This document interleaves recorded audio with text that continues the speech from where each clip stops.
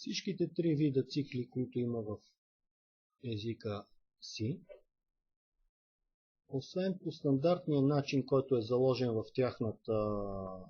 техния синтаксис, стандартен начин за управление, е възможно да бъдат управлявани и с средства, които се разполагат в тялото на цикъла. От управление на цикъла разбираме колко пъти, до кога да се изпълнява, кога да се прекъсва изпълнението и така нататък. Има два оператора в езика, които са предназначени за управляване на цикъл от вътрешността на неговото тяло.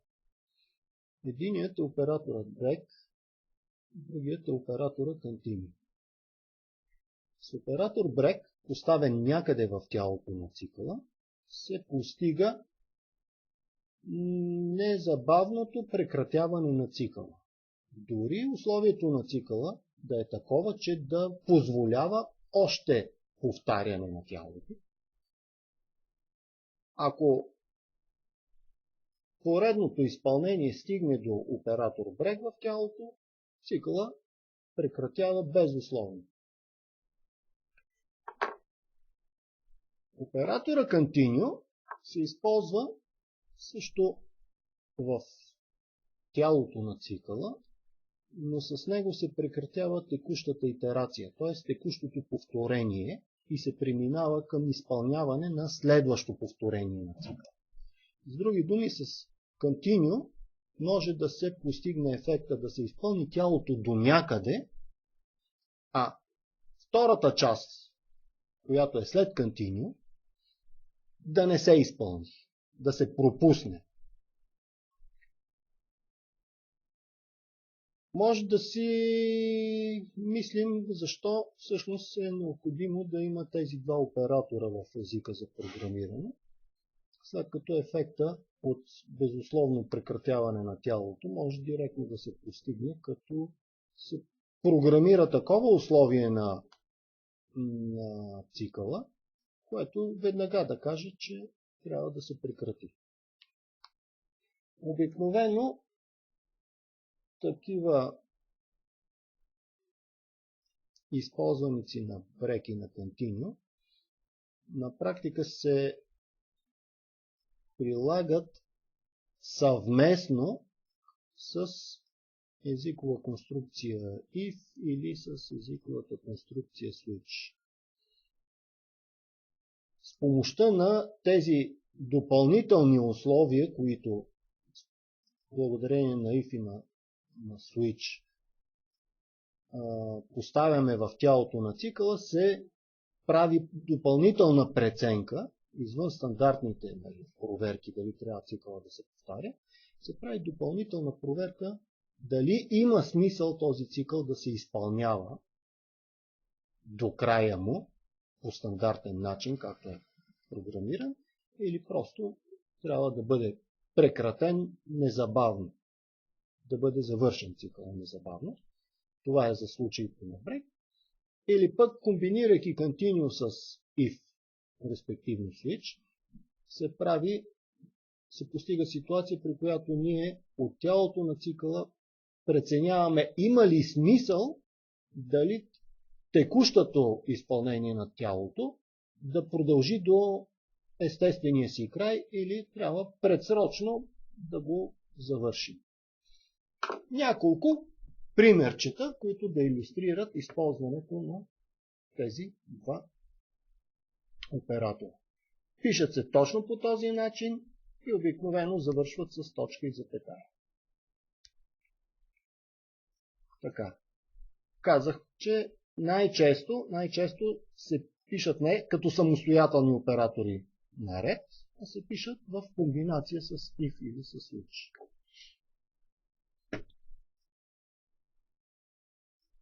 И в двата случая управляват тялото на цикъла, в който са поставени. Ако имаме ситуация на вложени цикли, действието на break и на continue се отнасят за тялото на цикъла, в който са поставени. Тоест, ако този цикъл е вложен в някакъв друг, с break is continuous се управлява не обхващащия горния цикъл, а по-вътрешния цикъл.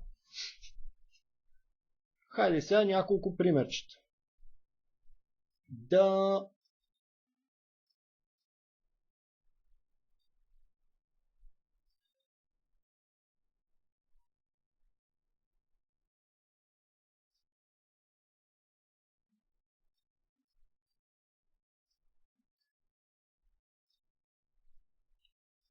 пресметнем дали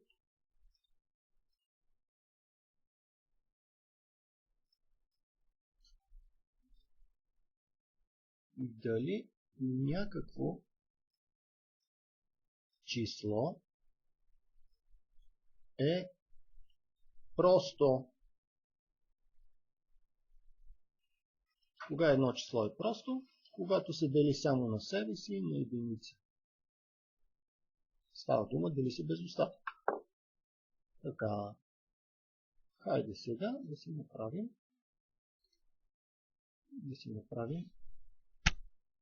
тази програмка.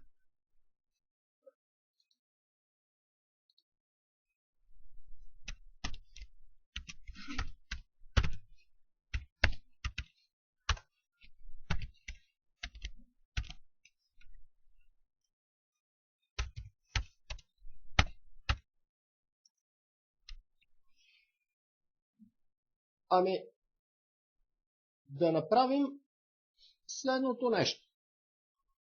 Да прочетем числото.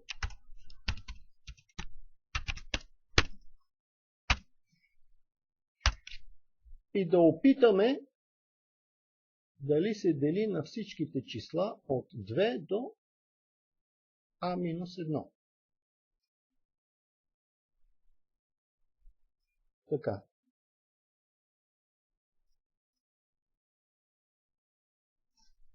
И сега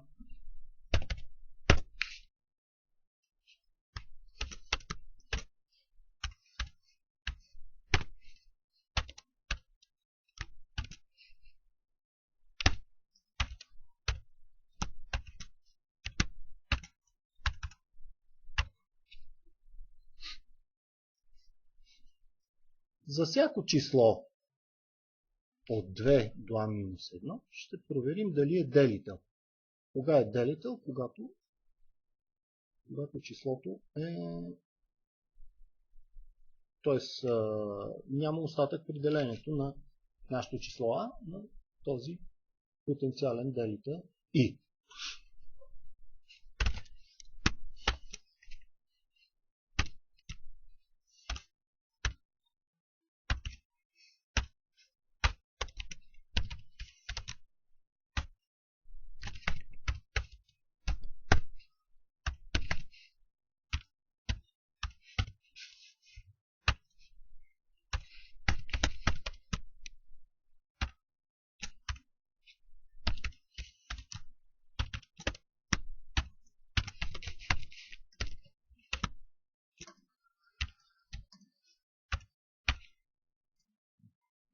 Чудесно!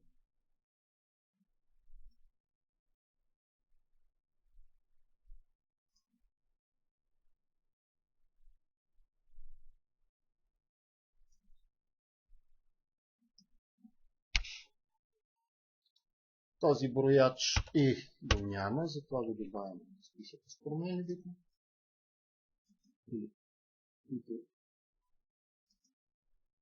В случая е потенциален делител. Добре, така написаната програмка, тя ще провери всички потенциални делители, дали са такива. И директно на екрана ще ни показва дали се не се дели. Само че това какво ще ни даде като крайен резултат, ще ни даде един дълъг списък с твърдение за поредното число. Дели се или не се дели.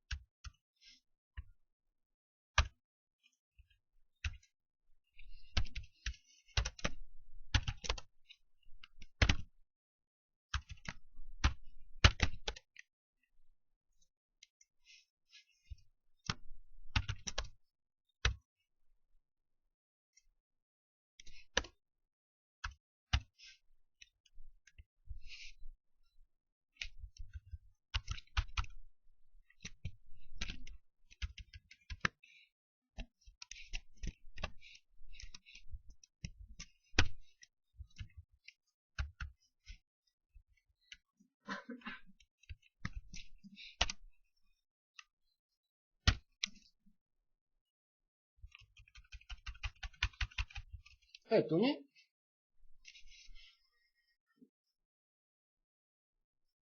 Ето ни пример за работата на програмката. До момента, както сме написали. Ето ни числото 10. На 2 се дели, на 3 не се дели, на 4 не се дели, на 5 се дели, на 6 не се дели и така нататък и така нататък. Общо взето всичките потенциални делители ги пробваме дали са такива наистина. Добре, нас ни интересува числото не да ни дава този списък, а да ни казва просто е, не е просто. Ако на нито един от потенциалните делители не се дели, тогава е просто. Тогава е просто. Ако се дели на някой от потенциалните делители, тогава е съставно. Добре. Ние сме изпълнили програмката за всичките потенциални делители. Още първия от тях, 2, се оказва, че е делител, истински делител. И тогава, след като имаме един делител, различен от единица и от самото число, значи числото е съставно. Ние имаме основание да заключим в този случай, имаме основание да заключим, че програмката е, че числото е съставно, т.е. не е просто. Което говори от своя страна, че е безмислено да, след като вече сме достигнали до момента, където можем да заключим, че е съставно, няма смисъл да правим опити да търсим други делители. Ние вече сме достигнали до търсения отговор. И за да си икономисаме останалите, в този случай безмислени повторения на цикъла, които няма да ни дадат допълнителна информация, можем просто да направим следното нещо. Ако намерим делител, директно да прекъснем цикъла. Казваме, директно го прекъсваме цикъла и пропускаме останалите стъпки. Значи, ако това е 0, вместо тук да правим и тези разлики, директно брек. Чудесно. Какво се случва, когато се брекне даден цикъл? Това има отношение особено към, към всичките цикли има отношение, но нещата са важни при цикъла for, защото когато се прекъсва цикъла, не се изпълнява актуализиращата част на тялото, на френчето. Това не се изпълнява. И в нашия случай ито е 2 и ще си остава 2 при брек. Ако въведем 10. Защото двойката е делител на 10. Така. И ито си остава 2. С други думи, прекъсвайки предсрочно цикъла, в нашия случай, ние се оказваме в ситуация, че ито е запазило тази стойност, която е делител на числото. Делител различен от 1 и от самото число. И ние можем, излизайки от цикъла, без да правим безмислените вече множество проверки дали и други числа няма делители, излизайки от цикъла, просто да проверим дали ито е различно от А. Ако е различно от А, за нас това е признак, че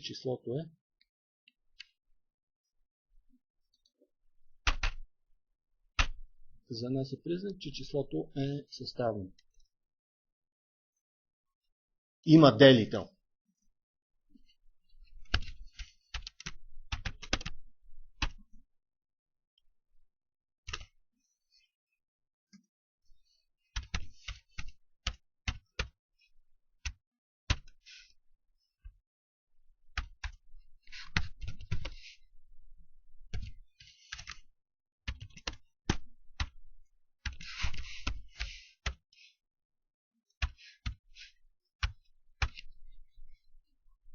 нашия случай break сме го използвали, за да предотвратим изпълняване на вече безмислени или ненужни за целите на задачата повторение на тялото на цикъл. Защото по време на изпълнението на тялото на цикъла, на някоя от стъпките вече сме достигнали до търсения отговор. Ето примера за брек. Така. Да сложим числото 12. 15. Съставно.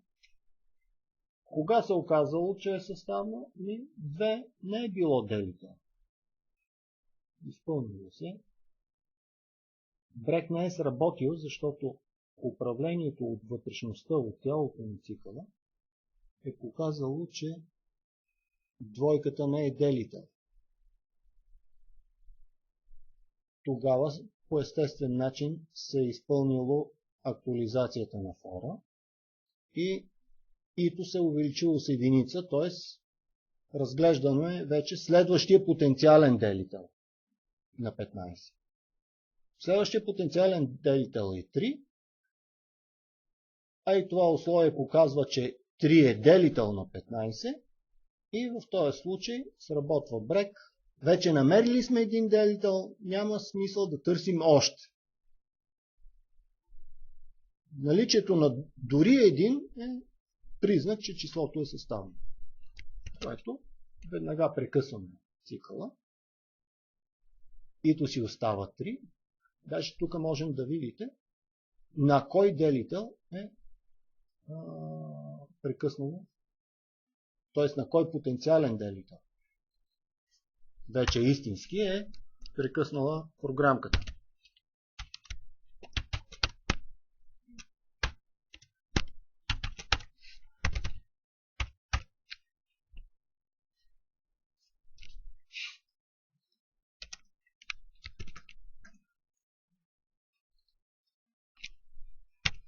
Ето го 15. Съставно и прекъснала цикъла при проверката дали 3 е делител.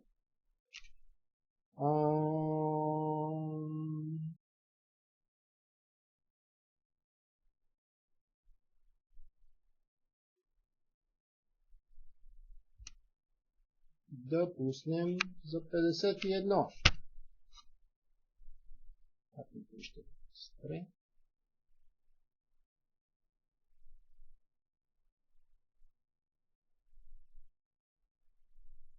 Да пуснем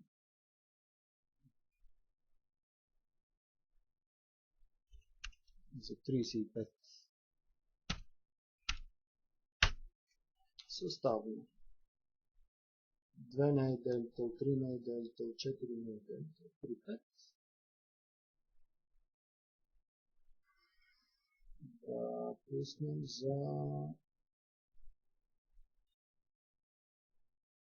187.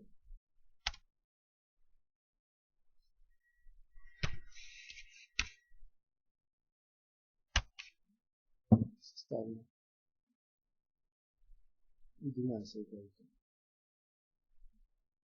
Други делител е 17. Така. Това е примерче, илюстриращо приложението на брек. Когато по време на изпълнение на цикъл стане безмислено да се извърта цикъла до края, да се изпълнят оставащите му повторения по стандартен начин, както е написано, тогава използваме брек. За случаите на for, имайте предвид, че брек директно прекратява цикъла и не се прави актуализация. Актуализиращата част на цикъла не се изпълнява. Кога се изпълнява continue? Т.е. кога има смисъл да правим continue? Когато тялото на цикъла съдържа действия, които се изпълняват, част от тях в общия случай, а част от тях се изпълняват като допълнение на общия случай, само за определени ситуации.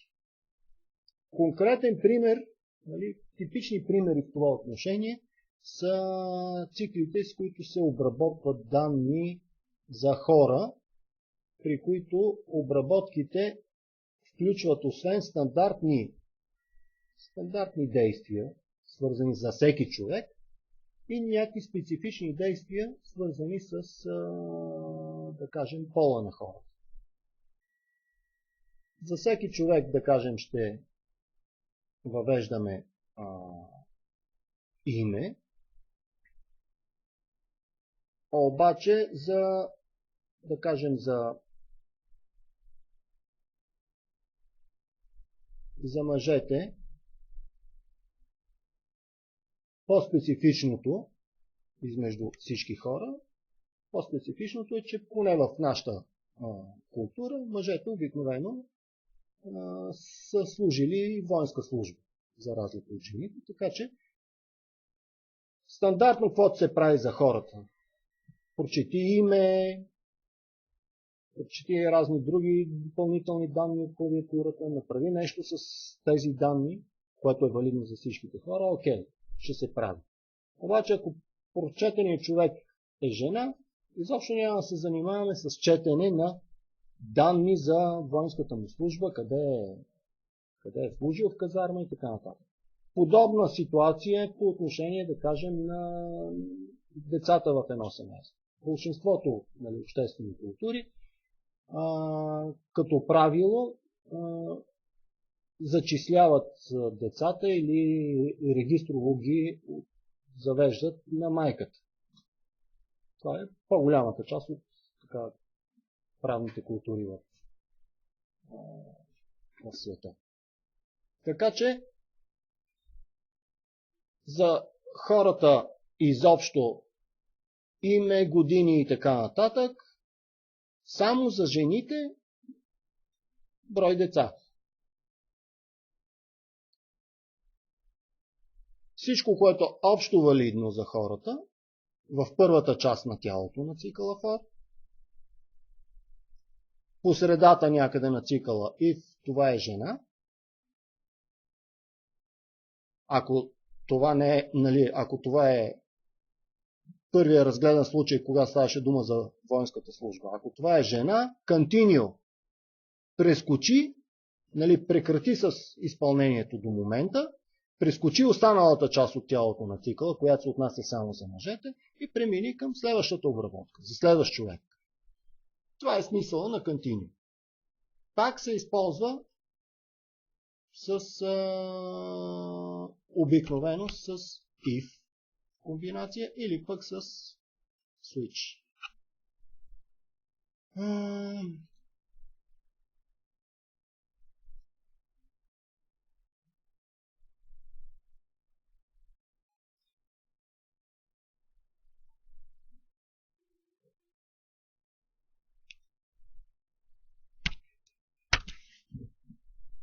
В тази версия на програмката, това, което бяхме направили в предишния пример за отпечатване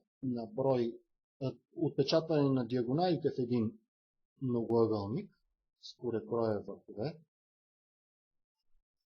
сме го поставили в тяло на един цикъл, в който цикъл организираме повторение на тази операция за нов и нов многоъгълник. Питаме за брой върхове в новия многоъгълник. Програмката отпечатва неговите диагонали.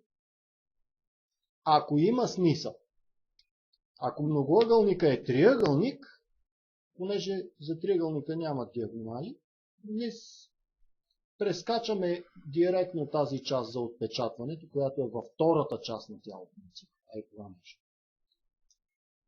Прескачаме я благодарение на оператора continue комбиниран с if.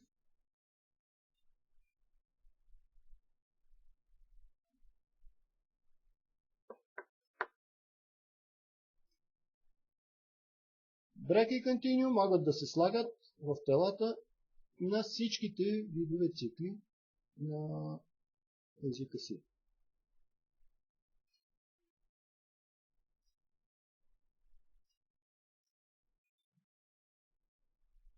Continue прекъсва текущата итерация, т.е. текущото изпълнение на тялото на цикъла и се продължава с опит за следващо изпълнение на тялото на цикъла, който опит зависи вече от стандартното условие на цикъл. В случаите на цикъл for, да повторим пак, continue води и до изпълнение на актуализацията на for, преди да се направи опит за следващото изпълнение на тялото на цикъл. При break се прекъсва безусловно целият цикъл, а в случаите на for не се прави и актуализация на цикъл. Актуализиращата част.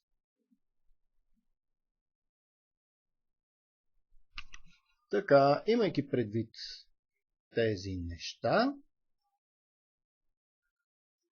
е подготвено някакво домашно, което може да използвате тези два нови научени оператора при неговото изпълнение.